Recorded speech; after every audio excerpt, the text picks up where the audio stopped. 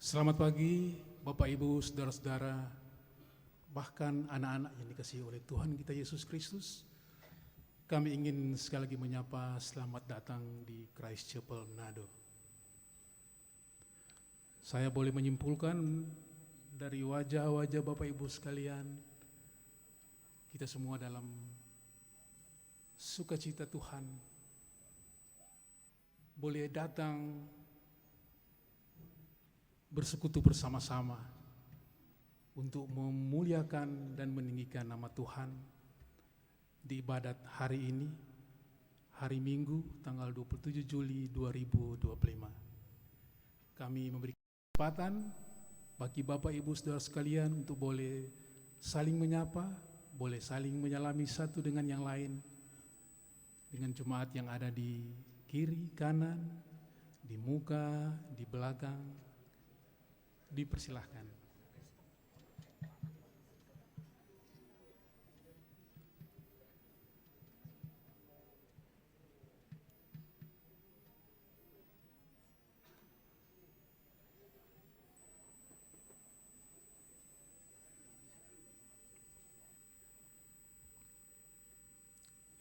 Ya, disilakan duduk.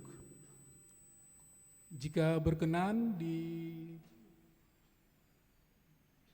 depan masih ada kursi-kursi yang kosong bagi jemaat yang berkenan duduk di depan, dipersilahkan.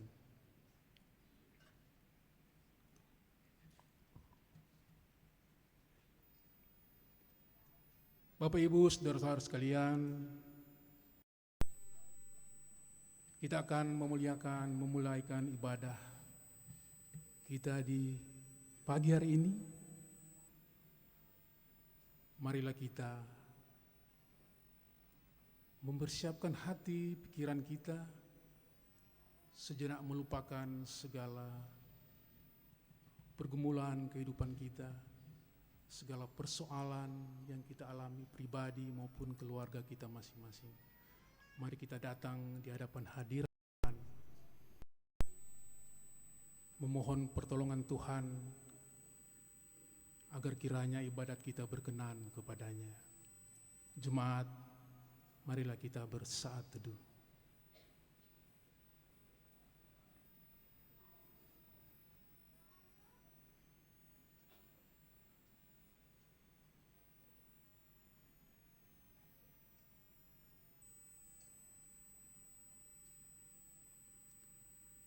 Satu teduh selesai, jemaat diundang untuk berdiri.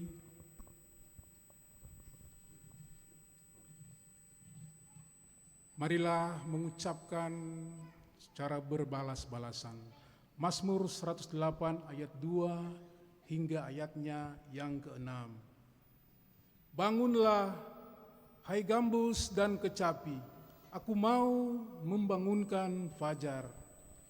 Aku mau bersyukur kepadamu di antara bangsa-bangsa ya Tuhan, dan aku mau bermazmur bagimu di antara suku-suku bangsa.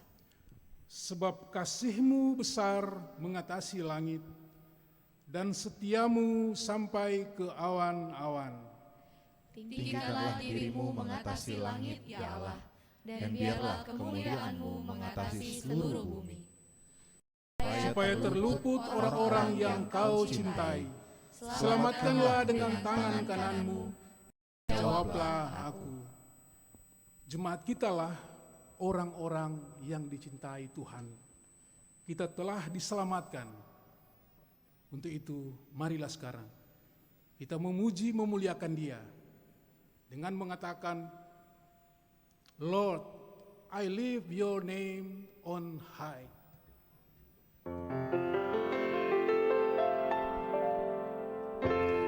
Came from heaven to earth, you show the way from the earth to the cross, my death to pay, from the cross to the grave, from the grave to the sky, Lord, I lift your name on high.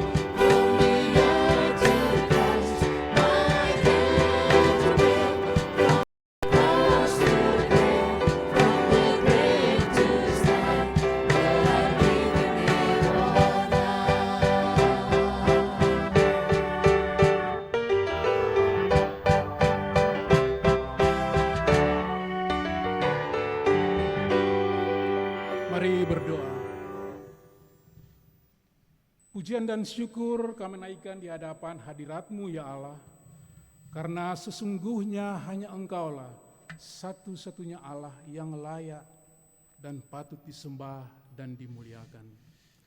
Kami mengagungkan kebesaran nama-Mu, Allah Bapa, pencipta langit bumi dan segala isinya. Kami mengagungkan Yesus Kristus, Putra Allah, Tuhan Juru Selamat kami. Kami mengagungkan Roh Kudus, penolong, penghibur yang setia. Kami mengagungkan Engkau Allah Tritunggal. Dan saat ini, telinga rohani kami mendengar panggilan-Mu untuk beribadah kepadamu. Tangan kasih-Mu menjangkau merangkul kami yang terhilang karena dosa. Dengan kasih-Mu Roh-Mu bekerja dalam hati kami masing-masing. Mudahkan kami untuk menjawab panggilan-Mu dengan pujian dan syukur. Tuhan, saat ini umat-Mu telah berdiri di hadapan hadirat-Mu dengan penuh sukacita untuk beribadah kepadamu dalam segala keberadaan hidup kami. Kami memohon belas kasihan-Mu ya Allah. Kiranya ibadat kami ini berkenan kepada. Kami berdoa di dalam nama Tuhan Yesus yang mengajar kami berdoa. Bapa kami yang di sorga, dikuduskanlah nama-Mu, datanglah kerajaan-Mu, jadilah kehendak-Mu di bumi seperti di sorga. Berikanlah kami pada hari ini makanan kami yang secukupnya, dan ampunilah kami akan kesalahan kami, seperti kami juga mengampuni orang yang bersalah pada kami, dan janganlah membawa kami ke dalam pencobaan, tapi lepaskanlah kami dari yang jahat, karena Engkau-lah yang punya kerajaan dan kuasa dan kemuliaan sampai selama-lamanya. Amin. Jemaat dipersilahkan duduk.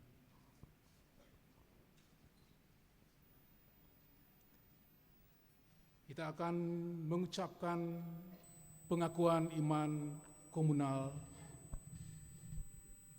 Katekismus Heidelberg bagian kedua tentang kelepasan manusia.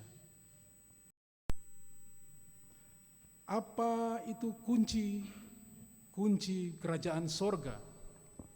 Pemberitaan Injil yang kudus dan pengucilan resmi atau pemutusan hubungan dengan jemaat Kristen. Dengan kedua sarana itu, kerajaan sorga dibuka bagi orang-orang yang percaya, tutup bagi orang-orang yang tidak percaya. Bagaimana kerajaan sorga dibuka dan ditutup melalui pemberitaan Injil yang kudus? Menurut perintah Kristus kepada semua orang percaya dan kepada tiap-tiap orang percaya secara perseorangan, diberitakan dan ditegaskan dengan nyata bahwa setiap kali mereka menerima janji Injil dengan iman yang benar, semua dosa mereka sungguh-sungguh diampuni oleh Allah karena jasa Kristus. Sebaliknya, kepada semua orang yang tidak percaya dan mereka yang tidak sungguh-sungguh bertobat, diberitakan dan ditegaskan bahwa mereka tetap kena murka Allah dan hukuman yang kekal selama mereka tidak bertobat. Allah akan menjatuhkan hukuman menurut kesaksian Injil ini, baik dalam hidup sekarang ini maupun dalam hidup yang akan datang. Bagaimana kerajaan sorga ditutup dan dibukakan melalui pengucilan resmi dari jemaat Kristen? Menurut perintah Kristus, mereka yang memakai nama Kristen namun membawakan ajaran bukan Kristen atau menempuh hidup yang bukan Kristen harus berkali-kali dinasihati secara persaudaraan. Kalau mereka tidak mau melepaskan ajaran sesatnya atau hidupnya yang keji, namanya harus diberitahukan kepada jemaat atau kepada orang-orang yang oleh jemaat diangkat untuk menangani perkara-perkara yang semacam itu. Kalau mereka tidak menghiraukan nasihat itu, orang-orang itu akan mengucilkan mereka dari jemaat Kristen dengan cara melarang mereka menerima sakramen-sakramen yang kudus, dan oleh Allah sendiri mereka dikucilkan pula dari kerajaan Kristus. Tapi jika mereka berjanji akan bertobat dan menunjukkan pertobatan yang sungguh-sungguh, mereka akan diterima kembali sebagai anggota Kristus dan jemaatnya. Jemaat diberkati oleh Tuhan kita Yesus Kristus, sedikit penjelasan mengenai katekismus ini, bahwa sesungguhnya ada dua sarana sebagai kunci untuk membuka dan menutup kerajaan sorga. Yang pertama adalah pemberitaan Injil atau khotbah yang penuh kuasa. Dan yang kedua adalah pengucilan resmi dari gereja atau disiplin gereja. Kunci yang pertama telah ditunjukkan oleh Rasul Paulus pada hari Pentakosta. Banyak yang bertobat dan memberi diri dibaptis dalam nama Tuhan Yesus Kristus. Dan ini menjadi bukti bahwa pintu kerajaan sorga dibuka bagi mereka yang percaya dengan khotbah yang penuh kuasa. Juga tutup bagi mereka yang tidak percaya kepada pemberitaan Injil. Dan yang kedua ditunjukkan oleh Rasul Paulus di jemaat Korintus. Ketika ada anggota gereja hidup di dalam dosa yang sangat serius, namun gereja bersikap permisif, tidak mempedulikan. Dan Rasul Paulus menegur dengan keras dan memberikan pengajaran bahwa mereka harus berkumpul bersama dalam nama Kristus. Kemudian anggota gereja tersebut di dalam nama Tuhan Yesus harus diserahkan kepada iblis. Tujuan dari tindakan ini tentu untuk memperbaiki dan untuk menghukum. Dia dikucilkan dari gereja agar rohnya diselamatkan pada hari penghakiman nanti. Dengan harapan sekalipun tubuhnya dosa, namun jiwanya akan selamat. Dan yang terjadi kemudian setelah dikucilkan, anggota gereja ini bertobat dan kembali diterima di dalam gereja. Bapak Ibu saudara-saudara sekalian, pengucilan atau disiplin gereja adalah kunci untuk membuka kerajaan sorga bagi mereka yang bertobat, dan kunci untuk menutup kerajaan sorga bagi mereka yang tidak bertobat. Dosa adalah penyebab dari keterpisahan kita dengan Allah Bapa pencipta kita. Untuk itu kesempatan kita akan mengaku dosa kita. Dan Allah kita adalah Allah yang Maha Pengampun. Dia telah menyediakan, bahkan telah mengampuni dosa kita. Marilah saat ini saudara-saudara sekalian, Bapak Ibu saudara-saudara jemaat, kita datang kepadanya mengaku dosa komunal, bahkan dosa pribadi kita. Namun sebelumnya mari kita mempersiapkan hati dengan mengatakan bahwa kami lemah Tuhan. Yang letih, datanglah padanya.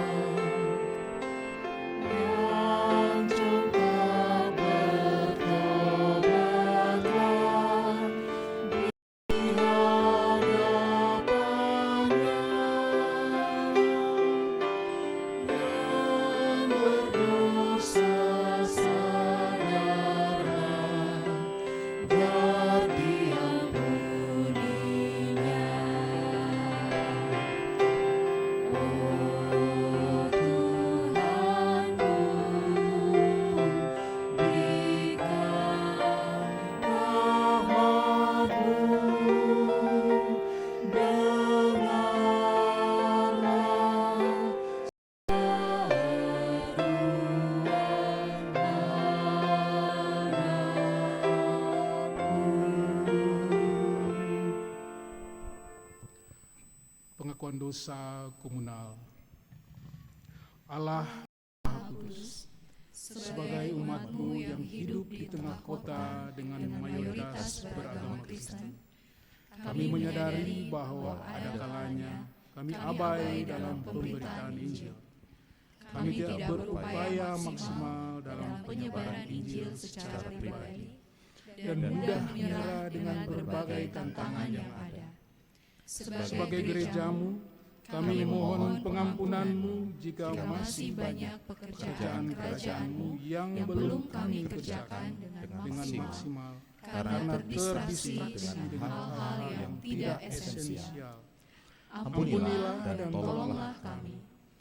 Kami juga mengakui kecenderungan kami untuk takut dengan penolakan dari sesama, sehingga kami memilih untuk bungkam daripada menegur mereka yang sudah menyimpang dari Engkau dengan kasih persaudaraan. Ampunilah dan tolonglah kami.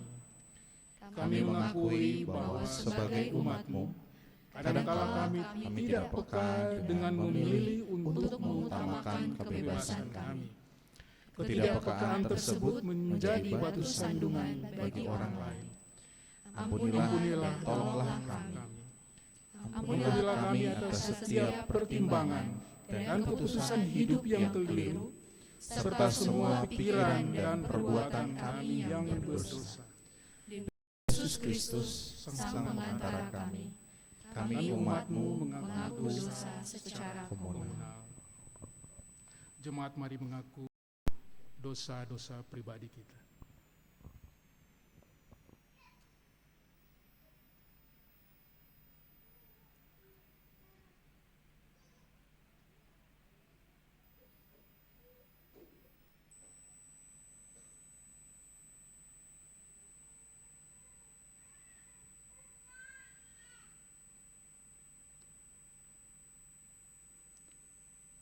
Ya Tuhan Allah Bapa kami dalam surga, dengan mulut kami telah mengaku segala dosa-dosa kami. Tapi Kau Tuhan melihat hati kami. Masih ada dosa-dosa yang mungkin masih kami sembunyikan. Kami tidak mampu ungkapkan kepadamu ya Tuhan.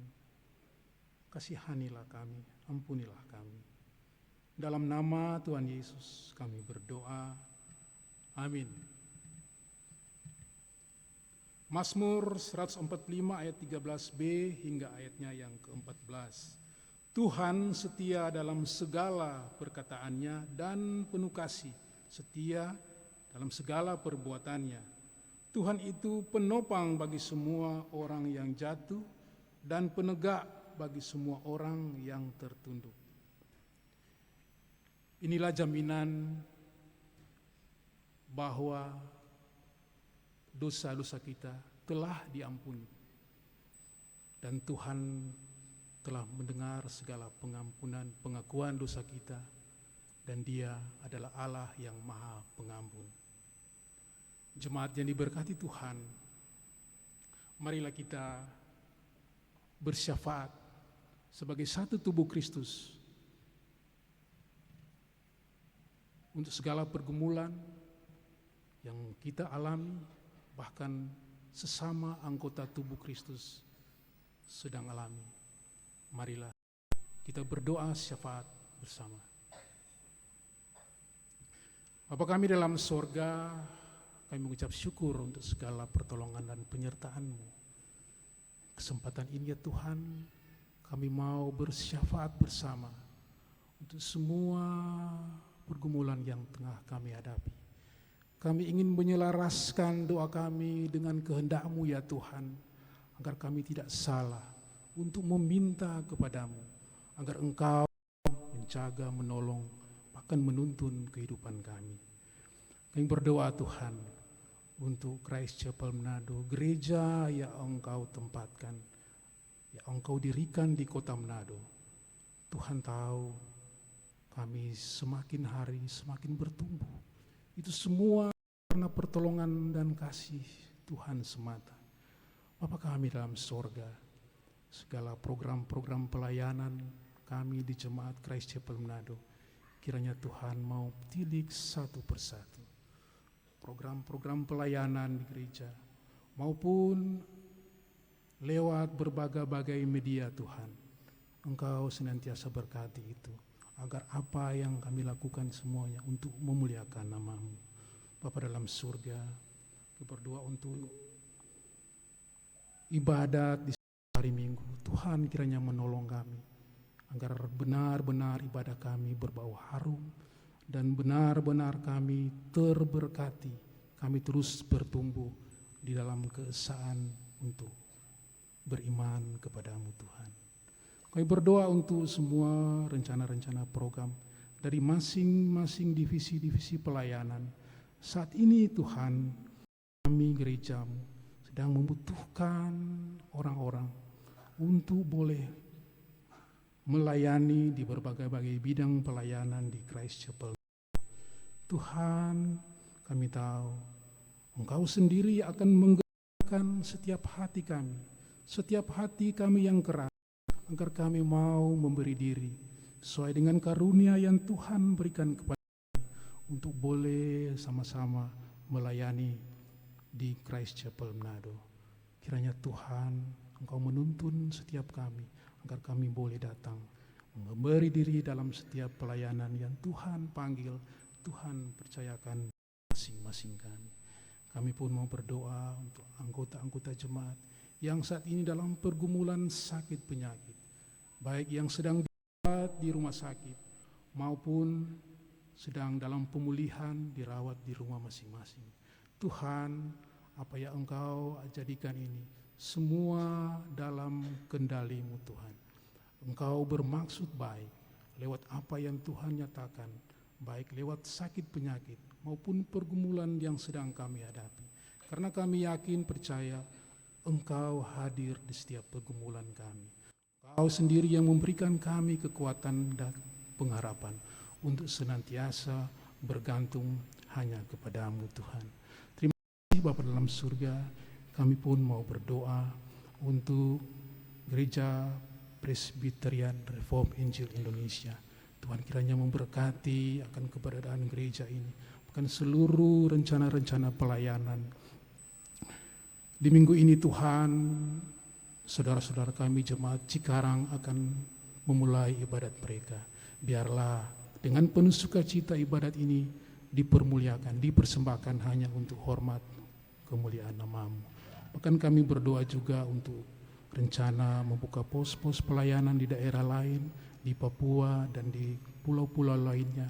Kiranya Tuhan menolong kami, memberikan kami kekuatan, kemampuan untuk terus memberitakan Injil lewat pos-pos pelayanan yang nantinya jika Tuhan berkenan boleh hadir di setiap daerah-daerah.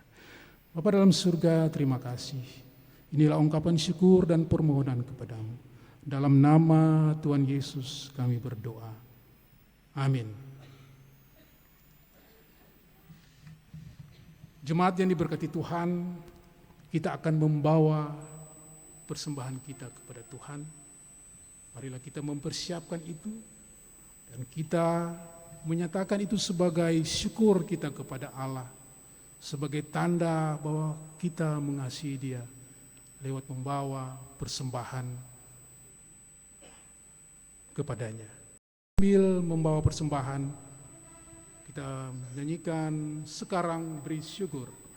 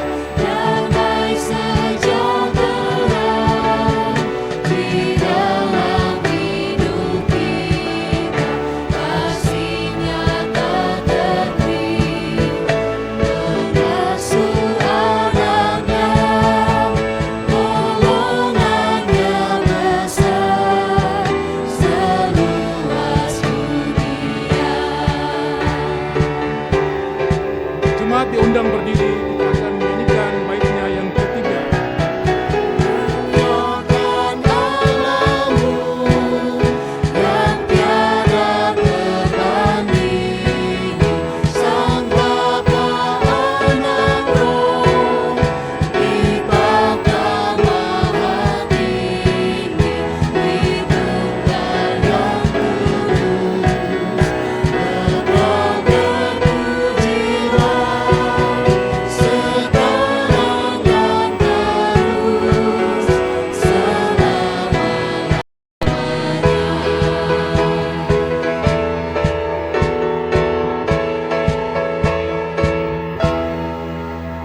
Mari berdoa. Bapa dalam surga, inilah persembahan kami, tanda kami begitu mengasihi Engkau Tuhan.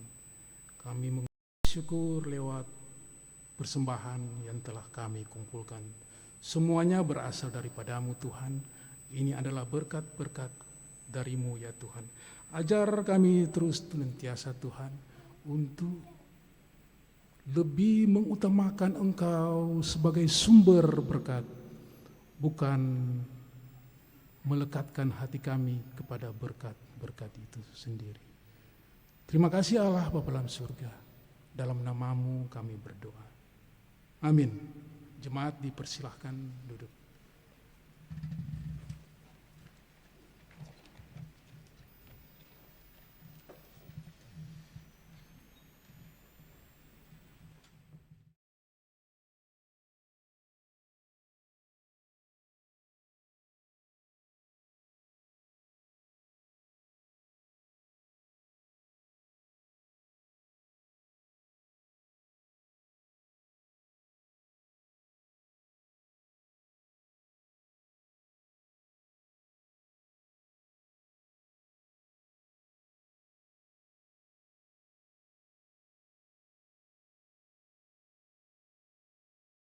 Kira-kira Bapak Ibu atau saudara atau adik-adik komentarnya apa?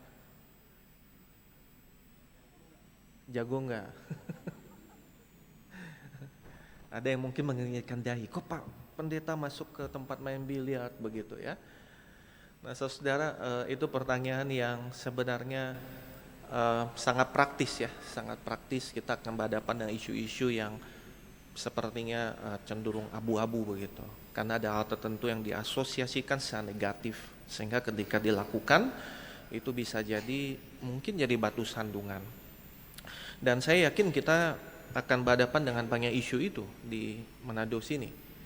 Misalnya saudara satu kali Anda berkumpul, entah berkumpul dengan kolega, selesai kerja gitu ya, kemudian lagi ke restoran, atau lagi ada pertemuan di rumah, kemudian yang disuguhkan adalah tikus gitu, atau wine gitu ya. Nah, Anda tahu bahwa mungkin minum yang ada masalah cuma minum satu sloki, tapi problemnya adalah di situ ada orang lain yang bahasa dari keluarga, di mana keluarganya hancur gara-gara orang tuanya atau saudaranya minum minuman keras sampai mukul-mukulin dia sehingga dia trauma nih gitu. Dia lihat semua yang minum itu orang yang jahat, orang yang salah atau yang keliru saudara.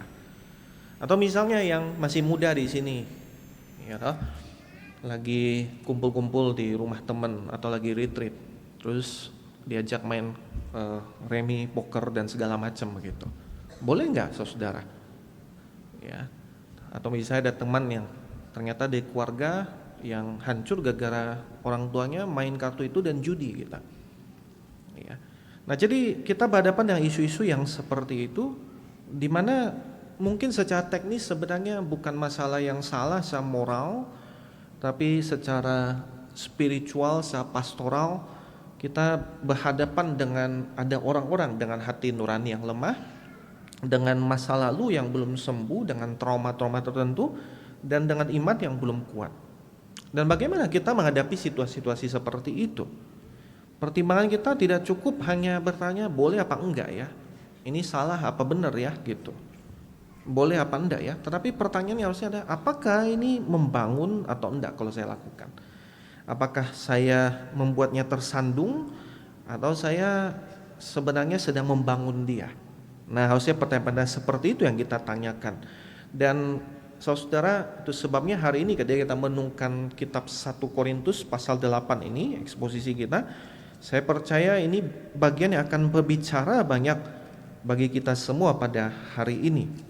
Saya mengajak kita membuka 1 Korintus pasal yang ke-8 ayat 1 sampai ayat 13. 1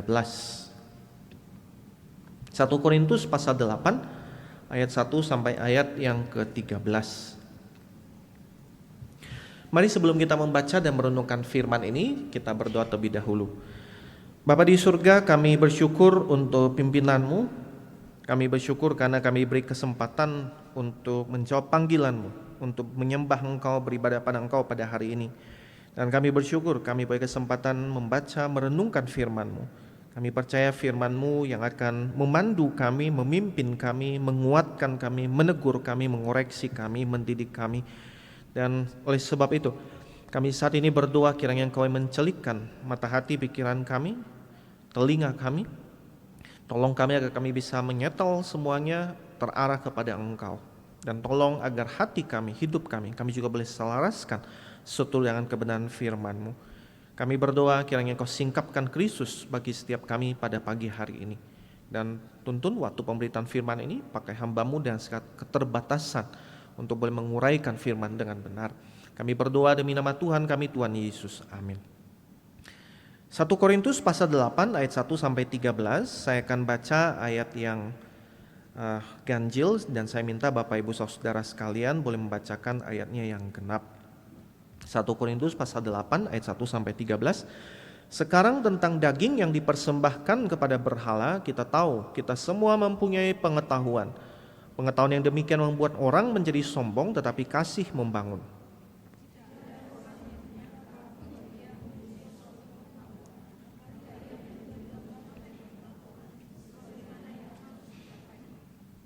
Namun orang-orang yang mengasihi Allah, ia dikenal oleh Allah.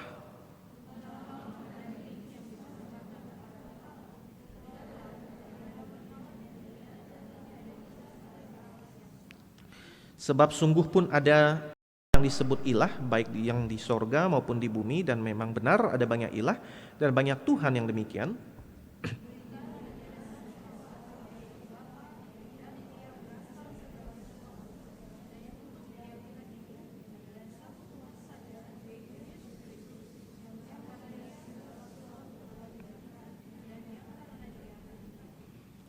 Tetapi tidak semua orang yang mempunyai pengetahuan itu. Ada orang yang karena masih terus terikat pada berhala, makan daging itu sebagai daging yang dipersembahkan kepada berhala. Oleh karena hati nurani mereka lemah, hati nurani mereka itu dinodai olehnya.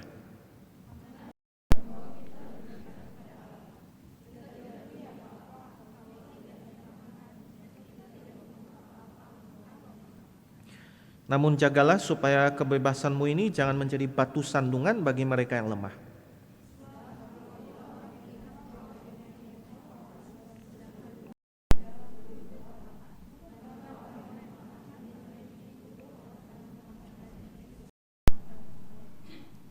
Dengan demikian orang yang lemah, yaitu saudaramu yang untuknya Kristus telah mati, menjadi binasa karena pengetahuanmu.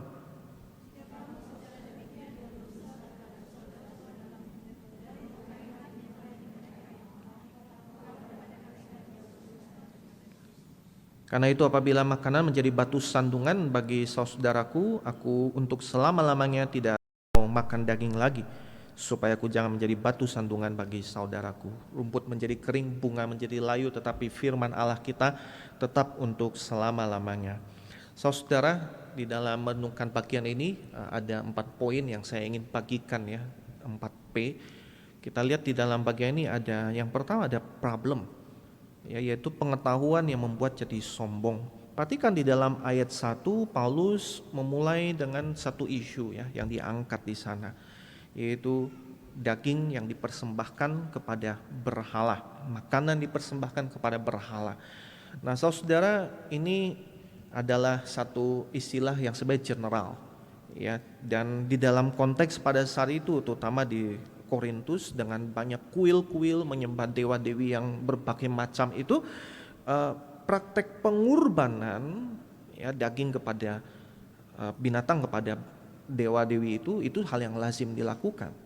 Dan ingat pada hari itu belum ada yang namanya kulkas, saudara. Ya, dan daging itu kalau misalnya dipersembahkan, ya kan cuma diunjuk doang, atau ada bagian tertentu yang dibakar, selebihnya masih sisa banyak. Nah, maka sangat lazim orang-orang bertemu atau bersumpah dengan namanya daging yang dipersembahkan pada berhala.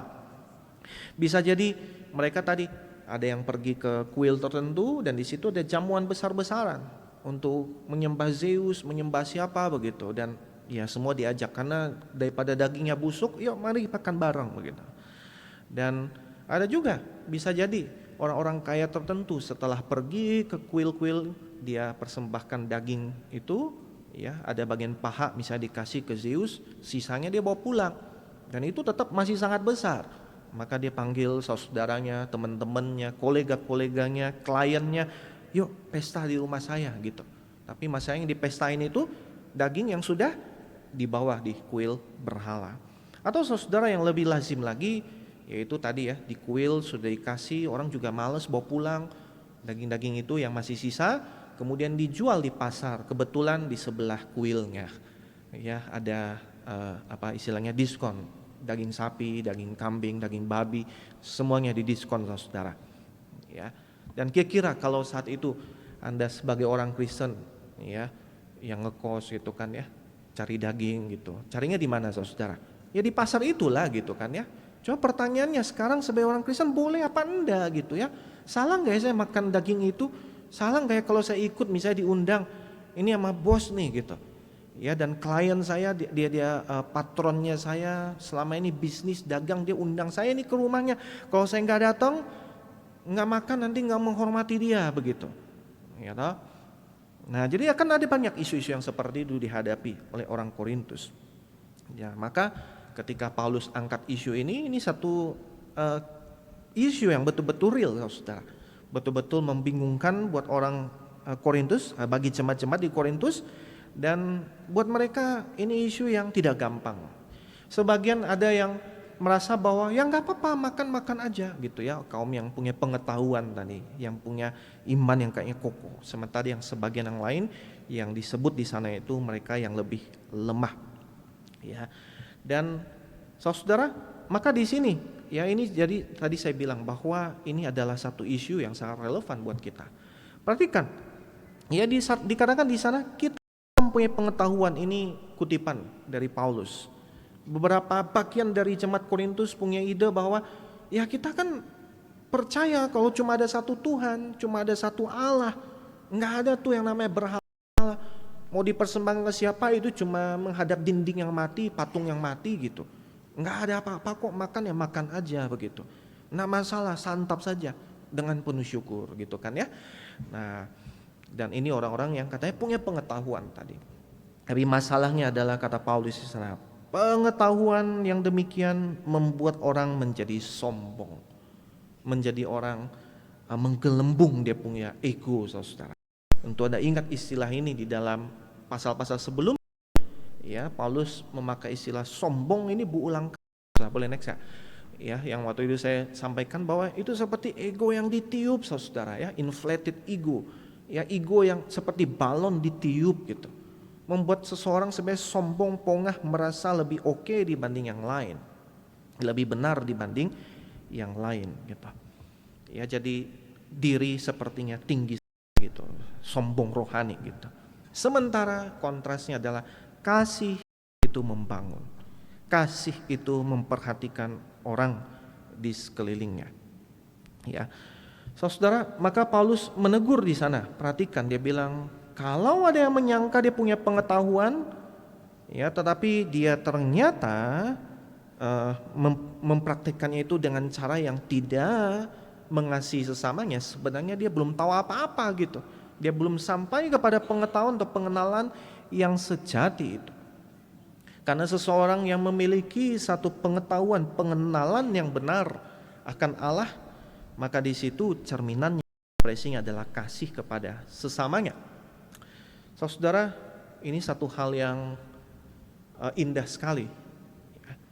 Kita seringkali mengukur kedewasaan rohani berdasarkan pengetahuan, ya, keyakinan teologis kita, pengetahuan doktrin kita, dan kita pakai itu membuat mukulin orang-orang yang pemahamannya mungkin kurang dibanding kita. Dan kata Paulus, kalau demikian sebenarnya engkau belum sampai kepada pengetahuan yang sejati. Saudara, di tahun ini tidak berasa, Agustus ini kami sudah 3 tahun di Manado, ya, nggak berasa gitu. Tapi di tahun pertama saya, ketika di bulan Desember, satu kali dalam momen-momen Natal begitu, kami diundang makan di rumah satu keluarga, dan pada saat itu ya kaum bapak-bapak kemudian ngumpul, ya kan, kemudian disuguhkanlah ada itu tuh ya, cap tikus dan segala macam gitu. Buat saya ya sudah, saya minum saudara, satu sloki ya gitu. Nah kemudian setelah itu pulang, istri saya tegur saya saudara, dia bilang, kenapa kamu minum tadi gitu ya. Terus saya bilang, ya kan tidak apa-apa, cuma satu sloki, saya juga nggak minum mabuk kok gitu ya. Dan ini saudara pengetahuan ya. Ya Tuhan Yesus saja waktu di Kana dia yang sediain suppliernya saudara kan ya. Berarti kan tidak salah minum alkohol begitu. Dan memang bukan dosa pada dirinya sendiri, dan wah banyak hal yang dilarang oleh kita, mabukan dan seterusnya gitu. Apa yang saya katakan tidak salah saudara, itu pengetahuan. Itu sebuah pengetahuan ya, doktrinal teologis yang benar begitu. Tetapi celakanya di dalam situ ternyata belum mempraktikkan kasih yang membangun. Ya isi saya ingetin gitu. Ada satu di situ suami istri, istrinya itu dari sebelumnya bertobat loh dari Muslim yang sama sekali nggak boleh minum, dan kemudian sekarang dia bergumul dengan pasangan dia yang mabuk-mabukan. Kalau you minum, kamu seperti encourage dia bahwa minum ya nggak apa-apa gitu. Kamu seperti membenarkan perilaku suami dia gitu. Kemudian saya merasa bersalah sekali saudara ya. Dan saya cerita ini saudaraku untuk menunjukkan bahwa ya pendeta Anda tidak sempurna gitu. Masih bertumbuh di dalam banyak area dan banyak hal. Maka saudara kita lihat bahwa kadangkala kita menjadikan pengetahuan, keyakinan teologis, hal tertentu menjadi pembenaran, justifikasi untuk tindakan-tindakan yang sebenarnya menyakiti sesama kita. Ya, yang membuat sesama kita pada akhirnya jatuh. Saudara, maka ketika bicara tentang minum, bicara tentang pergi main biliar, bicara tentang main kartu remi, apalagi ya, banyak hal-hal lainnya yang tidak mesti dosa ya. Ada hal yang sudah jelas dosa, plain saudara. Ya, misalnya berjudi gitu. Apalagi pergi ke tempat pelacuran misalnya, itu sudah pasti salah saudara ya. Tetapi ada ranah-ranah yang sepertinya abu-abu. Kadangkala kita bisa jadi menjustifikasi akhirnya menyakiti orang lain ya. Nah, dalam hal seperti itu Paulus ingatkan bahwa kalau engkau punya pengetahuan tetapi ternyata engkau tidak memiliki kasih ya, ingat kasih selalu membangun sesamanya, terutama yang memang masih lemah, yang memang masih bergumul di dalam hati nuraninya. Di situ engkau harus memperhatikan dia. Dan itu poin yang pertama saudara. Ya, kita lihat bahwa pengetahuan kalau dibiarkan pada dirinya sendiri, dia menggelembungkan ego kita, membuat kita merasa boleh melakukan apa saja, nggak peduli lagi dengan orang yang lainnya. Tetapi yang dikejar sesungguhnya adalah orang yang betul-betul mengetahui, mengenal Allah, dia memiliki kasih, mengekspresikan kasih. Dan sekarang kita lihat poin yang kedua, ya. Prinsipnya saudara. Ya, di situ Paulus perhatikan dia bawa kepada satu pengetahuan teologi yang paling mendasar, monoteism. Tetapi dia ada satu twistnya, mau menunjukkan bahwa pengetahuan teologi itu yang akurat, yang jelas itu penting, itu benar. Tetapi harusnya dia mempengaruhi cara kita hidup, cara kita mengekspresikan iman kita. Perhatikan dia bilang bahwa tentang hal makin daging yang dipersembahkan kepada berhala, kita tahu tidak ada berhala di dunia, tidak ada ilah selain Allah yang esa. Sebab sungguh pun ada apa yang disebut ilah, baik yang di sorga maupun di bumi, dan memang benar ada banyak ilah dan banyak Tuhan yang demikian. Bagi kita hanya ada satu Allah, yaitu Bapa, yang dari Dia berasal segala sesuatu dan yang untuk Dia kita hidup. Dan satu Tuhan saja, yaitu Yesus Kristus, yang karena Dia segala sesuatu telah dijadikan dan yang karena Dia kita hidup. Perhatikan saudara, Paulus dia tidak kemudian menganulir keyakinan tadi yang punya pengetahuan. Betul, kita percaya bahwa hanya ada satu Tuhan, satu Allah. Yang namanya berhala itu nothing gitu. Itu sesuatu yang enggak ada begitu. Ya. Dan dia memberikan satu teologi yang mendalam begitu. Di bagian ini saudara ada hal yang kita perlu perjelas ya. Yang pertama adalah begini. Kalau enggak kita akan susah mengerti maksud Paulus. Dia bilang bahwa ini perlu pakai istilah agak berat saudara ya. Istilah filsafat itu begini, dia bilang secara ontologis, secara real being ya memang enggak ada yang namanya berhala-berhala itu. Ya tetapi psikologis, sosial ya dia ada gitu. Saudara, kalau saya tanya ya, yang namanya Avengers, Iron Man itu ada nggak? Nggak ada. Nggak ada. Tetapi ada film gitu ya, anak-anak sangat terpengaruh gitu kan ya. Mereka sampai beli pernak-pernik gitu ya, merengek-rengek, guling-guling supaya bisa beli topengnya Iron Man segala macam gitu. Nah jadi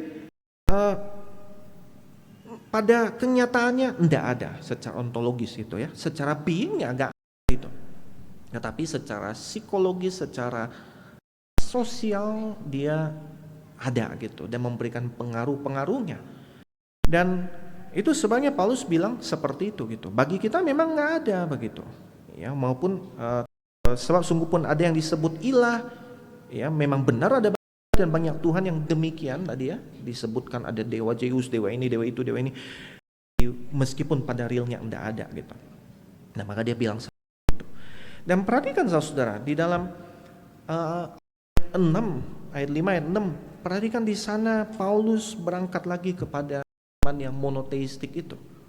Dan tetapi di sini ada satu twist. Dia lihatnya di dalam terang Kristus. Paulus seorang Yahudi Yerusalem. Dia tahu Ulangan pasal 6 bahwa ini menjadi pengakuan orang-orang Israel. Shema o Israel, Yahweh Eloheinu Yahweh Echad. Hai orang Israel, Tuhan itu Allah kita, Tuhan itu Esa. Dengarlah. Ya. Jadi perhatikan saudara, Tuhan itu Allah kita, Tuhan itu Esa. Jadi cuma satu. Tetapi Paulus melihatnya di dalam terang Kristus. Maka dia katakan, kita percaya hanya ada satu Allah. Tapi kita percaya satu Tuhan, yaitu Kristus. Melihatnya di dalam terang Kristus. Maka bagian ini saudara, kalau di dalam ranah doktrinal, ya, menjadi sebuah poin penting di mana menunjukkan pemahaman Paulus mengenai Tritunggal itu.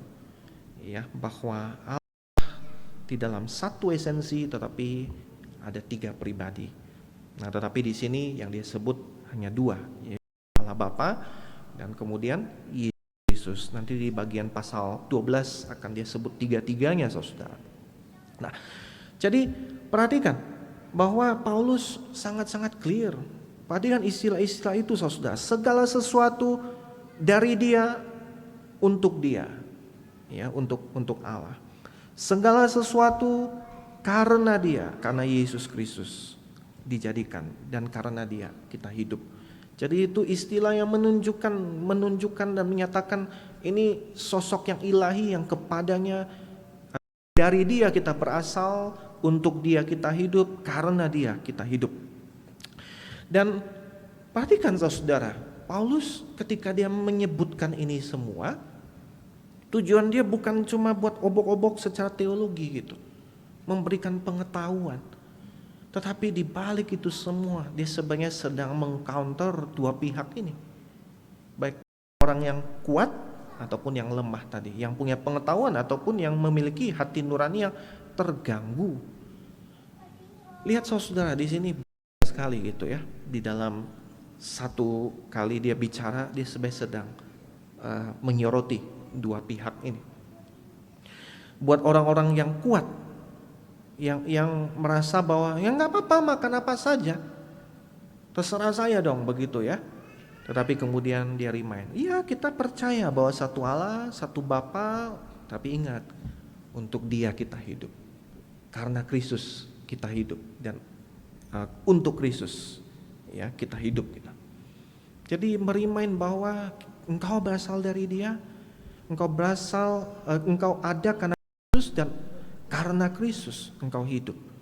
Maka mestinya di dalam kehidupanmu sekarang engkau bercirikan satu kehidupan yang Christ-like, yang mencitrakan dan menyatakan Kristus gitu. Dan itu terwujud di dalam hal melepaskan hak itu. Nanti kita akan lihat di dalam bagian-bagian berikutnya. Pada saat yang sama saudara, keyakinan yang ini itu juga memberikan petunjuk atau pengajaran bagi mereka yang lemah.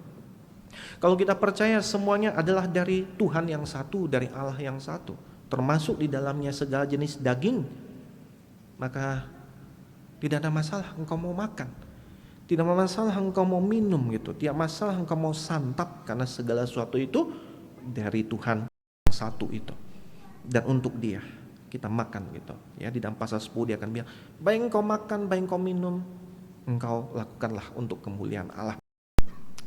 Dan sekarang saudara, setelah dia memberikan fondasi teologi seperti itu ya, prinsip, nah maka ini yang tidak kalah penting, yaitu P yang ketiga, pertimbangannya. Boleh next? Pertimbangannya, perhatikan saudara-saudari yang masih lemah. Perhatikan mereka yang masih lemah. Bagaimana kita memperlakukan saudara-saudari kita dalam Kristus yang masih lemah di dalam hal imannya. Perhatikan dia bilang bahwa tetapi tidak semua orang mempunyai pengetahuan itu. Tidak semua orang punya latar belakang yang sama. Tidak semua orang punya hati nurani yang sama, saudara. Tidak semua orang siap untuk menerapkan kebebasan di dalam Kristus. Ingat saudara, mungkin di kalangan orang Korintus itu ada orang-orang dari backgroundnya memang pemuja berhala, penyembah berhala, dan selama ini mereka sangat terbiasa dengan itu semua. Sekarang tiba-tiba dibilang bahwa mereka percaya pada Kristus, mereka bertobat, terus kok kamu masih ke kuil-kuil itu gitu. Dia masih kebawa gitu di dalam mindset dia, psikis dia tadi. Ya, tadi meskipun tadi ya secara ontologis realnya enggak ada, tapi secara psikis masih kebawa saudara. Bagi mereka makan daging dari kuil bukan sekedar masalah daging murah, tetapi itu ada membekas satu hal yang spiritual secara rohani, mengingatkan mereka akan masa lalu yang sebelumnya. Ada pesta pora, ada kenajisan, ada penyembahan berhala. Maka walau secara teologis tahu, tetapi hati nurani bergejolak nih gitu. Ya sama seperti main kartu remi. Tahu nggak salah saudara, tetapi itu identik dengan orang-orang yang berjudi, yang melakukan hal-hal yang salah dan keliru, sehingga akan ke bawah terus. Dia pendeta kok main poker misalnya, ya toh? Pendeta kok main biliar misalnya, pendeta kok main minum cap tikus. Jadi akan selalu ke bawah hal tertentu buat orang-orang tertentu itu saudara. Ya, karena ada asosiasi-asosiasi terhadap masa lalunya. Dan yang menarik dan luar biasa, Paulus tidak mencela mereka. Paulus tidak merendahkan mereka. Paulus tidak bilang mereka bodoh, mereka kekanak-kanakan, mereka enggak rohani, enggak saudara ya. Tetapi dia sebut mereka lemah di dalam hal imannya. Mereka seperti bayi rohani yang perlu dilindungi, perlu dituntun supaya makin bertumbuh, supaya makin dewasa. Bukan dipaksa supaya dewasa secara instan, enggak. Tapi ini mereka kaum yang masih lemah, perlu dituntun supaya enggak kemudian jadi sesat, enggak kemudian jadi jatuh. Maka perhatikan di sana dikatakan, jagalah supaya kebebasanmu itu jangan jadi batu sandungan buat mereka yang lemah. Jangan sampai jadi batu sandungan membuat mereka jatuh di dalam dosa.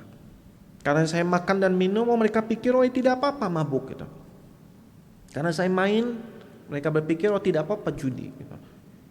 Karena saya pergi katakanlah ke Bali, di daerah-daerah tertentu, saya waktu ke Bali itu, karena saudara waktu itu lagi, saya lupa ya, bukan Nyepi ya, Kuningan apa Galungan, semua tempat wisata tutup gitu.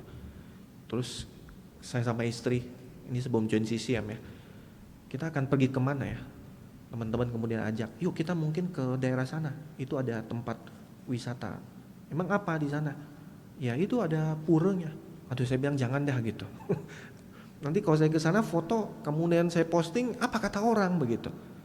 Meskipun saya ke sana nggak ngapa-ngapain gitu, tetapi asosiasinya secara negatif saudara. Ya. Nah jadi ada hal-hal tertentu yang kemudian ketika dilakukan selalu ingat, ini bisa membuat orang jadi jatuh, membuat orang jadi bergumul sehingga dia jadi malah jatuh di dalam dosa. Dan perhatikan beberapa poinnya saudara, bahwa ketika engkau melukai atau berdosa kepada sesamamu, sebenarnya engkau sedang berdosa terhadap Kristus. Paulus ketika bicara ini, dia ingat kembali pengalaman dia.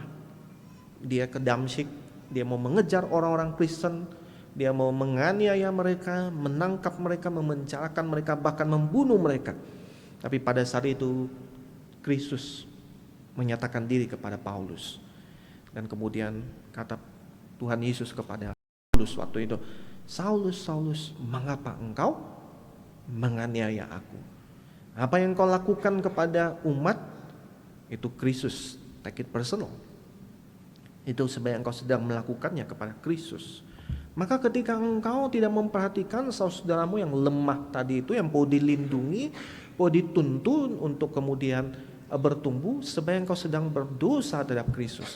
Ketika saya memilih untuk minum tadi dan kemudian menimbulkan batu sandungan buat tadi ya seorang saudari yang karena backgroundnya Muslim, suaminya mabuk-mabukannya dia nggak tahan ya, saya sebenarnya sedang berdosa terhadap Kristus saudara ya. Dan itu yang pertama. Yang kedua, kebebasan kita dituntun oleh kasih ya. Jadi setiap kita ada liberty, tetapi ingat kebebasan kita itu dituntun oleh kasih. Buat saya mau makan apa saja, minum apa saja, tidak ada masalah.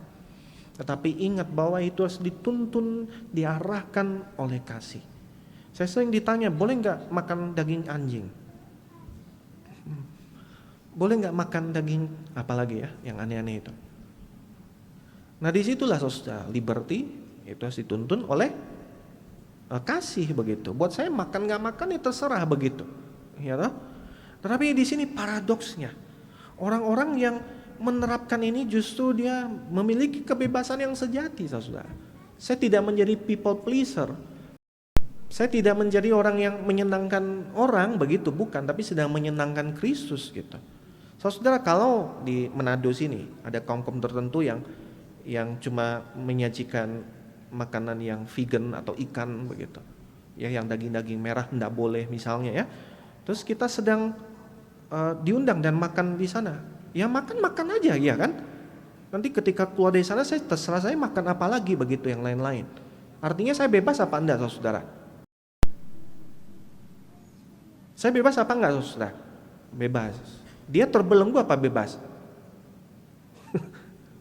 Yang terbelenggu siapa, yang bebas siapa begitu kan ya. Jadi di situ saudara kita melihat bahwa sebenarnya di sini paradoks, ada kebebasan yang sejati itu. Ketika kita memberikan liberty itu dituntun oleh love, oleh kasih kepada sesama. Dan kemudian ini poinnya, yaitu kasih Kristus dinyatakan, diteguhkan. Ya, keselamatan sesama itu harusnya lebih besar ya. Ini lebih penting ketimbang kepuasan perut kita dan tadi ya ego gitu, keutamaan diri.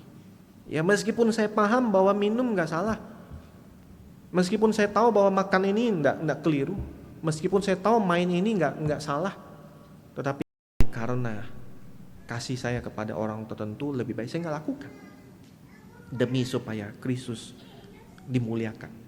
Ya, keselamatan sesama saya tidak kemudian jadi taruhan, jadi mainan begitu. Ya, dia tidak kemudian dapat encouragement untuk melakukan hal-hal yang salah dan keliru.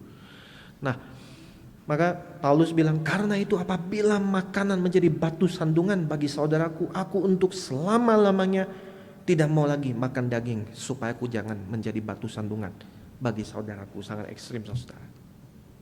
Tetapi di sini saudara ya, Paulus ketika bicara ini, dia sebenarnya bukan sedang membangun prinsip yang baru. Ya, ini P yang terakhir. Kita lihat bahwa ini adalah pola dan proklamasi tentang Injil, tentang Kristus, tentang Sang Juru Selamat. Ya, dan kita akan lihat di minggu yang akan datang di pasal 10, pasal 9 maksud saya, bagaimana Paulus menunjukkan dia sedang mengikuti pola daripada Kristus itu. Jadi puncak dari seluruh bagian ini ada dalam ayat 11 saudara. Perhatikan di sana. Dengan demikian orang yang lemah yaitu saudaramu yang untungnya Kristus telah mati menjadi binasa karena pengetahuan. Sesamamu yang karena engkau makan, karena engkau minum, karena engkau main hal-hal tertentu dia jadi jatuh. Ini sesamamu yang untuknya Kristus telah mati. Kristus telah mati untuk dia. Maka ini menjadi landasan etika orang Kristen.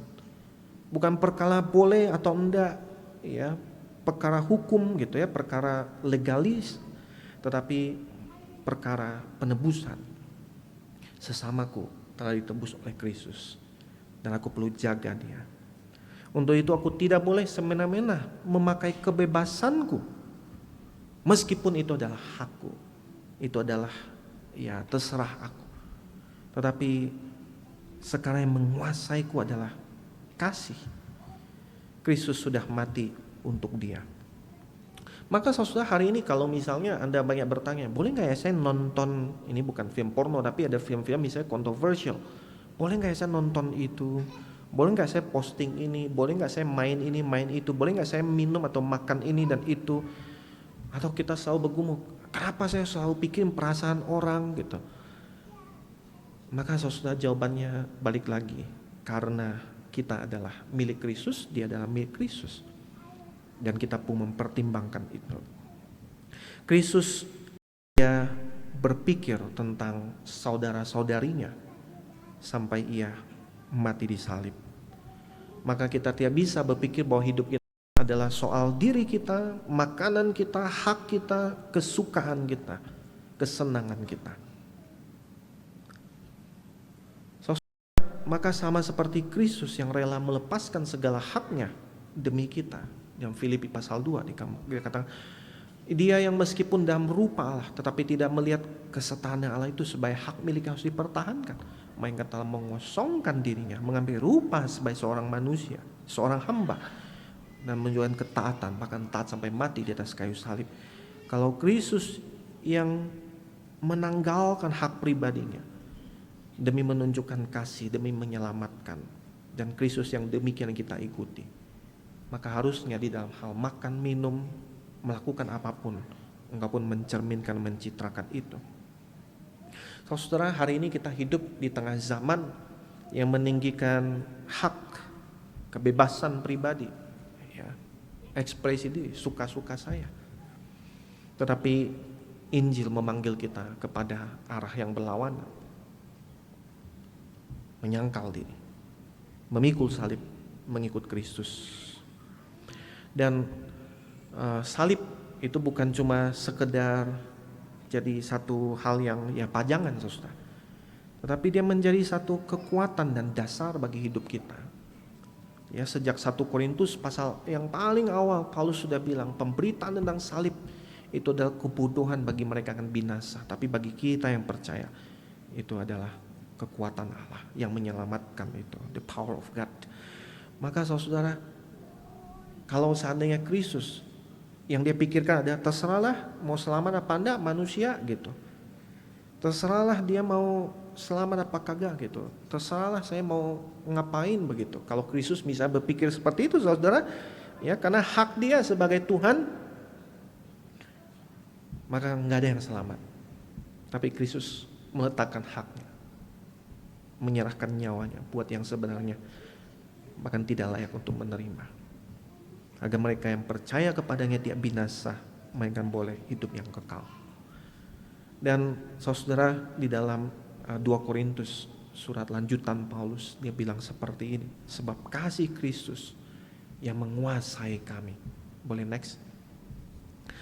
Karena kami telah mengerti bahwa jika satu orang sudah mati untuk semua orang, maka mereka semua sudah mati, dan Kristus telah mati untuk semua orang, supaya mereka yang hidup tidak lagi hidup untuk dirinya sendiri, tetapi untuk Dia yang telah mati dan telah dibangkitkan untuk mereka.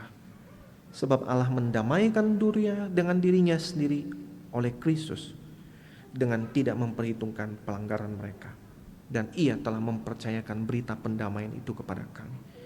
Jadi kami ini adalah utusan-utusan Kristus, seakan-akan Allah menasihati kamu dengan perantaraan kami. Dalam nama Kristus kami meminta kepadamu, berilah dirimu didamaikan dengan Allah. Dia yang tidak mengenal dosa telah dibuatnya menjadi dosa karena kita, supaya dalam Dia kita dibenarkan oleh Allah.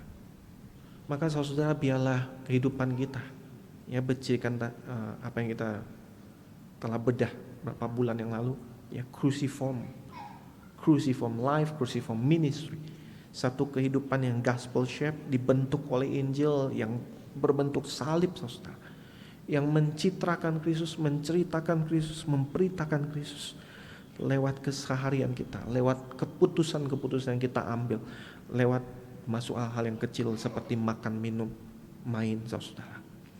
Dan biarlah di situ Kristus yang dimuliakan.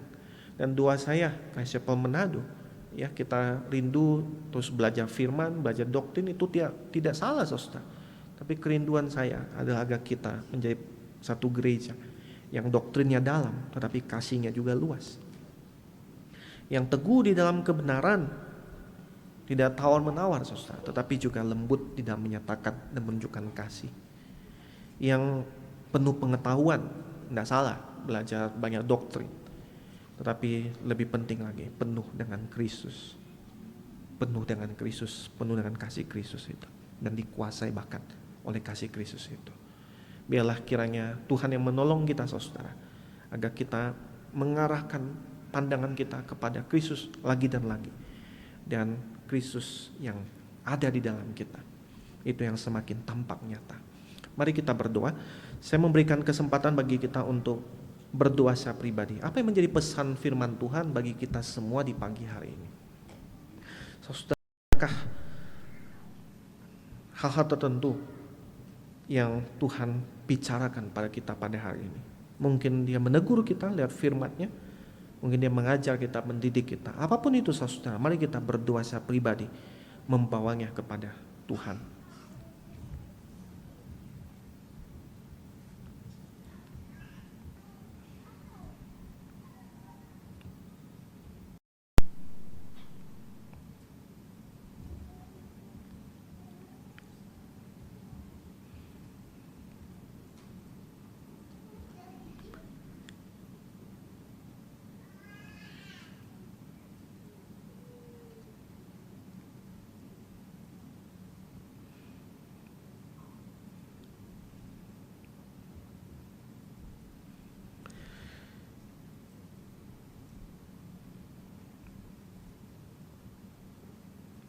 Ya Tuhan Yesus, pada pagi ini ketika sekali lagi kami menunjukkan pandangan kepada Engkau, melihat salib-Mu, ya kami merenungkan bahwa Engkau rela ditelanjangi agar kami boleh ditutupi dengan kebenaran. Ya kami merenungkan betapa Engkau rela dilepaskan, dilucuti dari segala hak surgawi agar kami boleh hak sebagai ahli waris surga. Maka hari ini ya Tuhan, siapa kami sehingga kami hidup hanya untuk diri kami sendiri, hidup untuk kesenangan kami, pengetahuan kami, perut kami, kepuasan kami. Tolong kami ya Tuhan, agar kami meninggikan ego itu, meskipun mungkin didasari pada pengetahuan benar, doktrin yang benar. Tolong kami ya Tuhan, agar kami hidup hanya demi Engkau. Tuntun kami agar kami boleh memperhatikan sesama kami, saudara kami yang mungkin masih lemah di dalam hal iman. Dan kiranya Engkau yang memulihkan kami. Kasih-Mu yang menguasai setiap kami, kasih-Mu yang memakai setiap kami. Ketika kami memakai setiap kebebasan kami itu dengan dituntun oleh kasih. Kami rindu apapun yang kami kerjakan, katakan, lakukan, semuanya itu membangun sesama kami. Ini doa kami yang kami panjatkan demi nama Tuhan kami, Tuhan Yesus Kristus. Amin. Saudara, di penghujung ibadah ini supaya respons kita, saya mengajak kita bersama-sama berdiri. Kita akan menyanyikan satu lagu yang mengingatkan kita bahwa sama seperti Kristus yang melayan, biar kita juga melayani sesama kita. Biarlah Kristus yang ditinggikan di dalam nama apa yang kita kerjakan, lakukan, katakan saudara. Yang kita kerja dalam melayani dan melayani. Sama seperti Kristus datang bukan untuk dilayani, melainkan untuk melayani.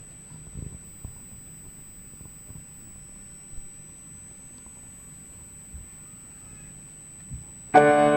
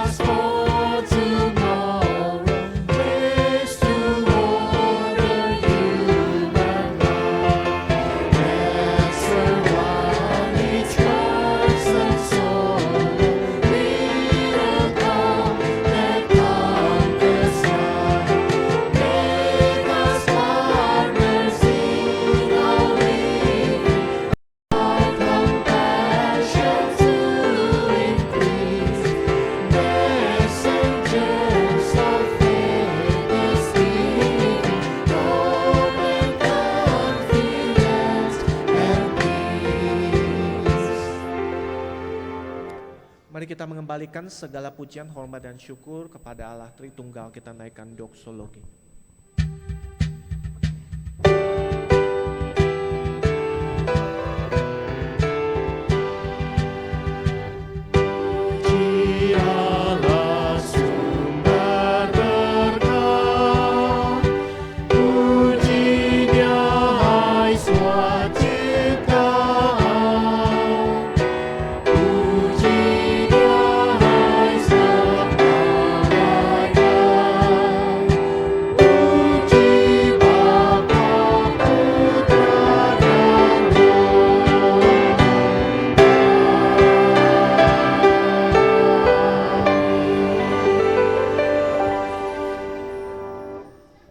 Saudara juga dari sekalian, di pojok ibadah ini Tuhan mengutus kita kembali ke dalam kehidupan kita masing-masing. Biarlah dimanapun kita berada, apapun kita kerjakan, katakan, lakukan, baik kita makan, minum, bermain, apapun itu saudara yang kita lakukan dengan kasih kepada Allah dan juga kepada sesama.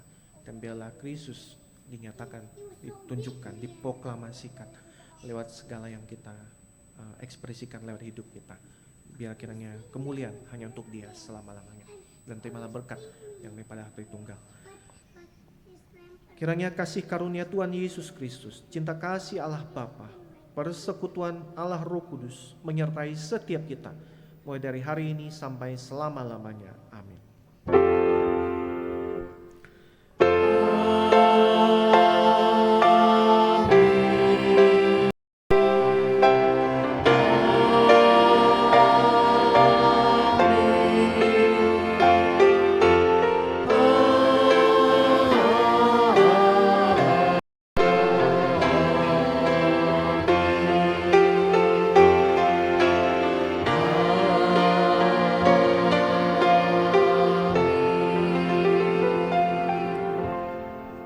Saya akan mengambil waktu teduh.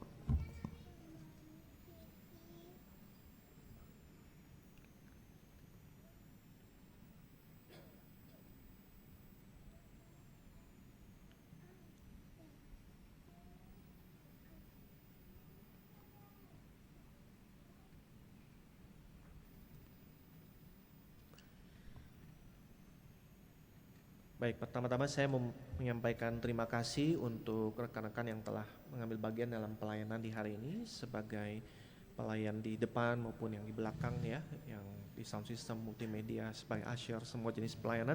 Terima kasih untuk pelayanan dari Bapak Ibu dan juga rekan-rekan semua.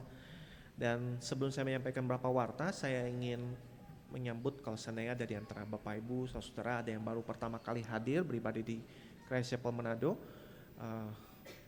Bolehkah Bapak Ibu yang sudah sering datang, sudah berulang kali hadir di CCM, berdiri sebentar ya. Yang sudah sering ke CCM boleh berdiri ya. Yang sudah sering ke CCM berdiri, tolong lihat ke kanan kiri ada nggak yang nggak berdiri. Nah yang nggak berdiri berarti baru datang dan tolong disambut, tolong disalamin ya. Sama kasih tahu saya yang baru pertama kali hadir ya. Ada ya, ya ada di sebelah kanan ya, di sebelah kiri ada, apakah ada? Ya silakan duduk Bapak Ibu. Terima kasih untuk kerjasamanya. Bapak Ibu yang duduk di sebelah rekan-rekan baru datang, boleh sambut mereka ya, berikan salam. Kalau seandainya belum ada tempat ibadah yang tetap, kami dengan sukacita menyambut untuk bisa beribadah bersama. Dan kalau seandainya tidak terburu-buru, harap bisa stay sebentar, nanti bisa berkenalan ya setelah ini. Dan ada beberapa warta yang perlu saya sampaikan Bapak Ibu. Yang pertama, minggu yang akan datang kita akan memasuki bulan yang baru, bulan Agustus dan minggu yang pertama.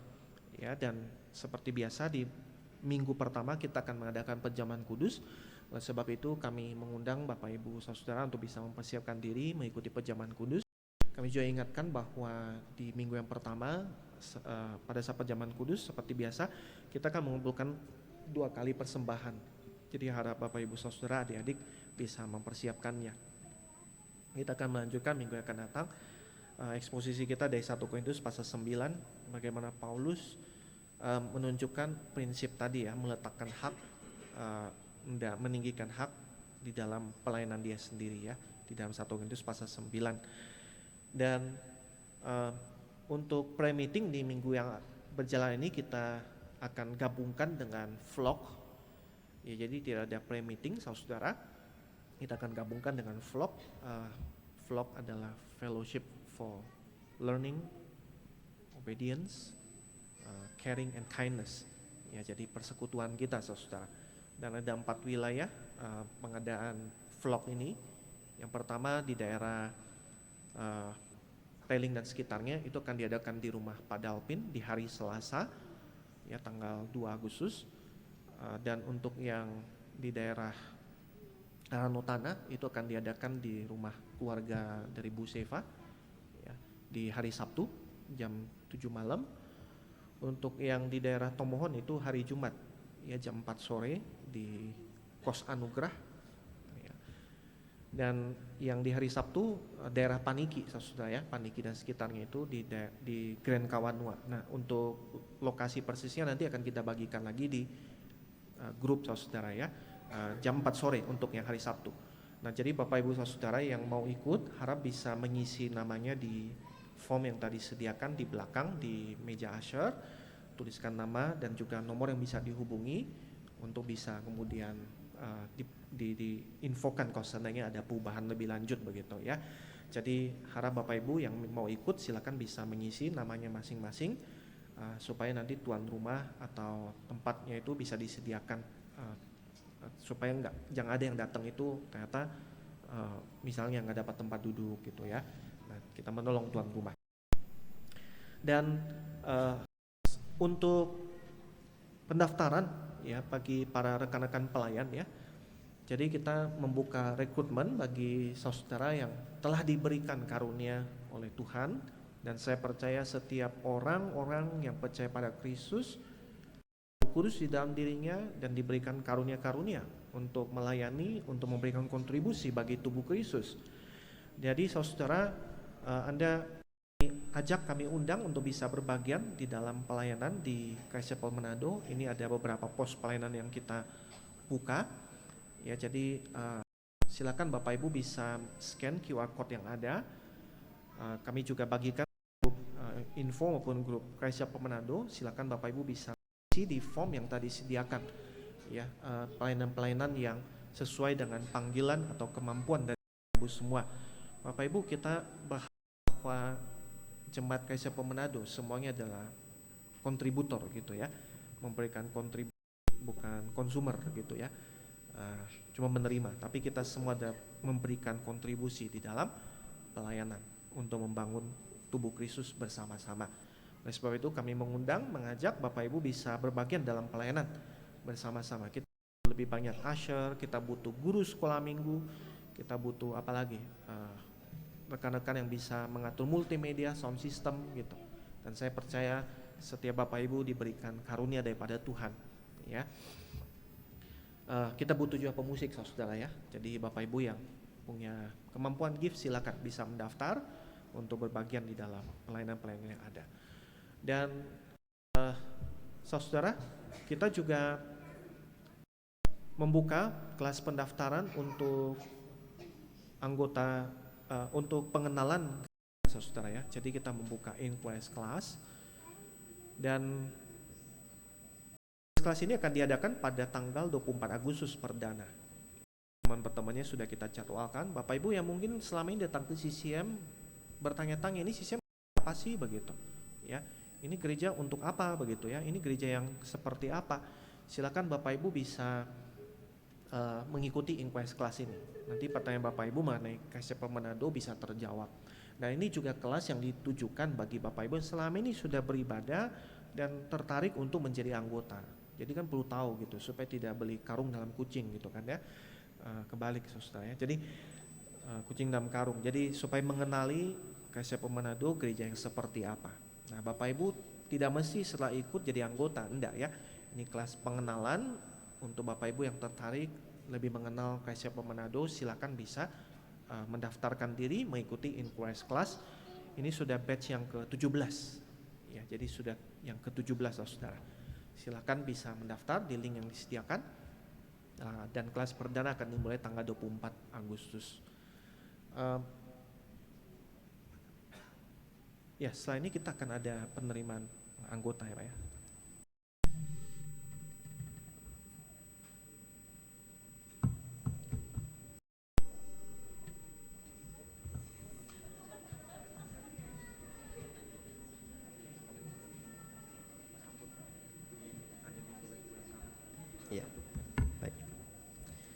Iya. Inquiry class untuk yang batch kelas ini pesertanya. Mereka mengikuti komitmen dalam 8 pertemuan dan mereka juga berkenan dan mau bergabung bersama kita di Christ Chapel Manado. Nah, saya berharap semua hadir ya. Silakan maju Pak Joy, Ibu Getsa dan Pak Ardi. Ya, boleh maju ke depan. Ya, silakan Bapak Ibu. Dan mereka bertiga kita sudah terima di depan para penatua. Dan hari ini di pagi ini silakan maju di sini, Pak.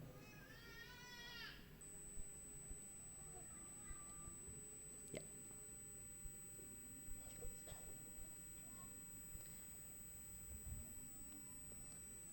Oke, ya. Baik, terima kasih. Ya. Pak Joy sepertinya belum sempat hadir ya. Ada, oke, di atas. Ya, ya. Sabar. Dari atas ya.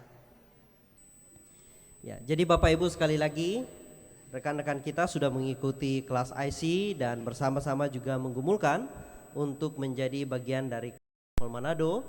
Sudah diterima di depan para penatua dan saat ini kita umumkan kepada jemaat.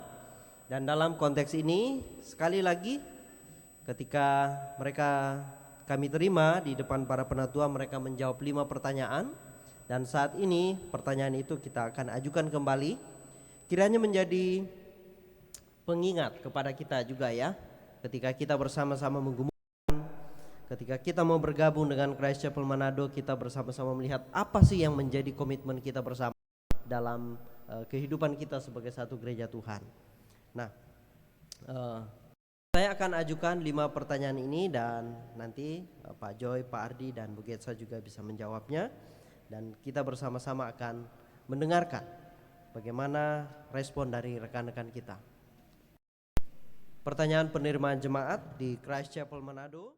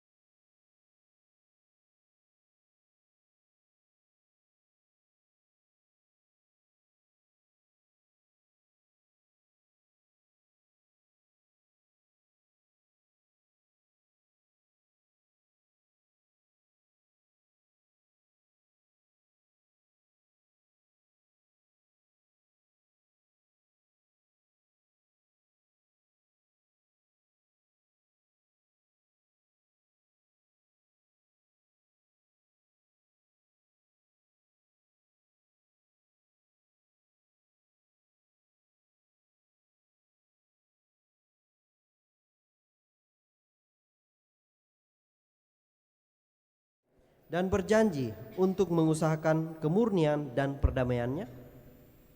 Iya. Terima kasih Pak Joy, Pak Ardi dan Bu Ketsa. Kami menyambut di Christ Chapel Manado menghadap ke jemaat. Bapak Ibu sekalian, mari kita menyambut rekan-rekan kita. Kita bersyukur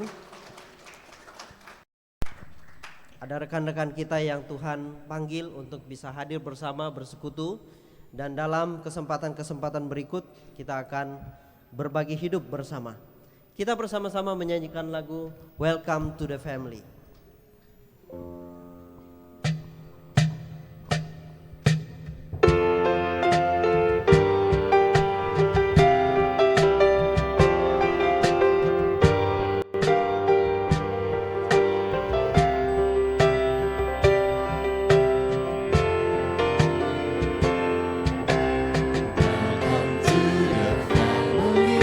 We're glad that you have come to share your life with us.